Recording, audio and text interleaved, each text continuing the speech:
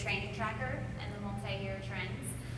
So we took a cue from Holly and Smokey, and instead of filling our calendar with trainings that people aren't coming to, we're trying to do more of a handful of really great trainings that people are coming to and feel like they can really take something away from it to help grow their business. And so we sit down and we look at who attended this training, maybe who didn't attend this training very much. Maybe we don't need to offer that anymore. Maybe we need to offer this one more.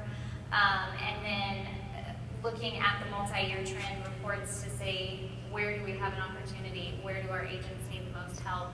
And then reaching out to agents and saying, what can we do to help you? What do you need from us? So you as an MCA are taking this initiative yourself and giving the team leader this information. That's fabulous. Katie, what about you as a Market Center administrator? As an agent services coordinator, I think that it really starts with your leadership team.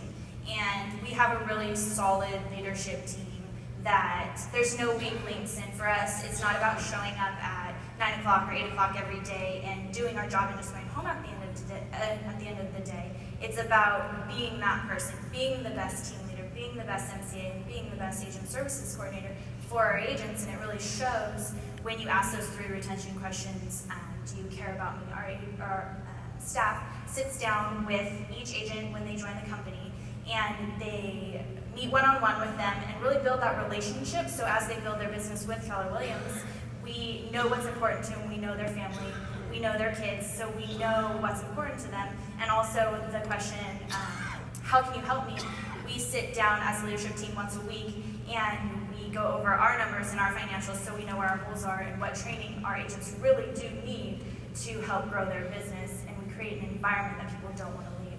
So as the agent services coordinator, you get to know these people from pretty much day one or the first week? Yes, we definitely try and build up that relationship first thing. That's wonderful. Herb, you're the other MCA on the panel. What do you do? Well, just like what Katie said, we spend a lot of time with our agents during the intake process. Every single one of us on our team actually meets with them one-on-one, and I feel like that gives us a great opportunity really to kind of connect with them initially. And also, like the other Katie was saying, we use a lot of the growth initiative tools. One of the things I'm really passionate about is helping our agents become professionals in our local market. So we don't just put together the language real estate report. We teach them how to use it, how to make their own report, and use those numbers with their clients, and also so that they know what training they need to go to as well. So you as an MCA actually meet with agents and go over the language of real estate report? Definitely, yeah. That's unbelievable. Okay, I think the team leaders are up here about to come out of their skin. They need to talk.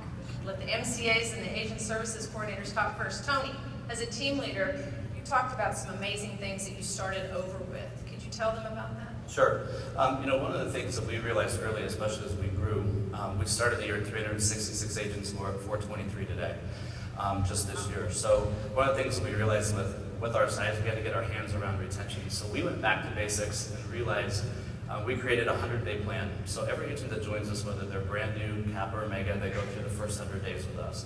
And that's our opportunity to really get them Kellerized, to really get them into our systems and models, to really take the time to get technology nailed down.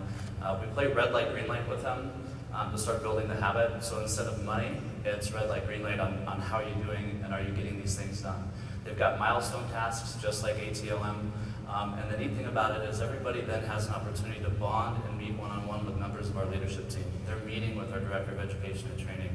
They're getting into coaching. They're meeting with myself, the Assistant Team Leader, Agent Services. And then at the very end, the best thing about it is they earn, when they finish that 100 days, a one-on-one with the OP for 30 minutes. So they now have bonded with every part of the leadership team, bonded with the OP, and it's really getting them kick-started and getting them excited about where they are and bonded to us. Can you tell them again what your agent count was at the beginning of the year and what it is now? Yeah, it was 366 in January, and we're at 423 as of this morning. Amazing. Wonderful. So this retention's helping. It's beautiful. I mean, the first year I was team leader, I, on my own, recruited 107, and we were like net 2. That's a tough place to be year after year, so this is, we're heading the right direction. Did you have any pushback with the first 100 days with the mega agent who had been with your office for a long time?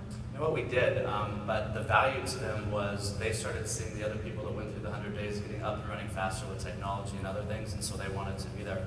I think the other aha that we had was this wasn't just for people coming in, Wendy. We were able to then circle back and look at who on the roster maybe we haven't seen in a while, who's struggling a little bit, who do we need to kickstart. And so now we're putting those agents back through the 100 days, even if they've been with us for 3 years, getting their production up, getting their engagement up, and it's helped us kind of close that back door. The quiet ones are the ones you worry about, That's correct? right. Yep. Right. Okay, Joanna, from you as a team leader. Well, I have to first say thank you for having my team on, because I work with two of the most amazing people out there, and they make my job so easy to do. I love going to work every day. In fact, I always say it's a vacation. It is. It's a blast. We have a crazy goal in Fresno, and we haven't hit it yet, but we will. It's to have 80% of our associates in production every month. Say that again. 80% of our associates in production every month. So we want our production base written to be 80%. I think our best month so far this year was in July, and it was 59%. 59% of your agents were in production in July. Yeah. And the neatest thing is that, thank you, that Herb and Katie don't have to be told what to do. They embrace the tools and the resources that they have at their fingertips, and they use them at a high level. Herb was tracking training long before the training tracker idea came out, and has numbers to back up why you show up at our trainings and what makes our trainings so valuable, and is really good about teaching them. So I think that for us, because we've all bought into the common goal of getting 80% in production, we know that if we do that, they won't leave. It also makes recruiting a whole lot easier, because people want to come to a company where they're going to be productive. Yes, agents in production usually don't leave, so that's Don't what leave. 80%, if we could all think about our agent count right now, and if 80% of our agents were in production, that we didn't have to worry about going somewhere else, because why would they leave? Right. Now, you said something else when we talked, that you like every recruit that you bring in the door. That's right. What do you mean by There that? is no one that comes to our company that we have to hide from.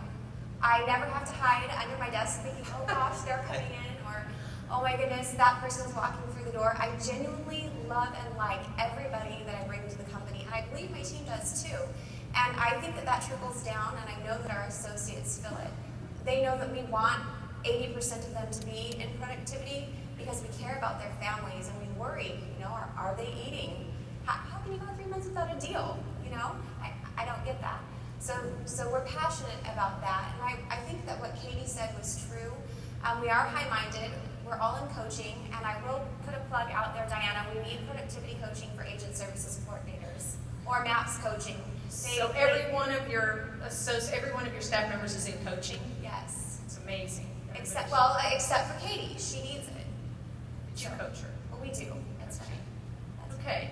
Katie, what is one more thing that you can think that as an MCA, what can you do for your market center to help retention? Keeping the agents so you're not having to take them out of the system. Net gain every month. Mark wants us to have 15 by the end of the month. Is that going to be a problem for anybody on this panel? Net 15 by the end of the year? Gotta say 15 a month, right? Yeah, that's right. What's one thing that you can do?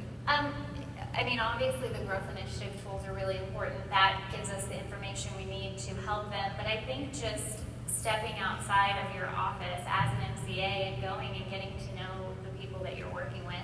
I genuinely love all of the agents that I work with, and I think that that's important because, like Joanna said, you get to know them and you get to love them so much that you want them to be successful, and you don't want to think about them going without a check for 3 months. And so I think it's just important to maybe put down the checks for a minute and go and talk to the agents. It's wonderful. Tony, one word of advice for retention on how important it's been in your market center, and the pressure it kind of takes off as a team leader, not having to recruit so many to replace the ones that left. Yeah, that's actually been refreshing, and I think the thing that sometimes team leaders lose sight of is that we lose sight of our influence in the market center.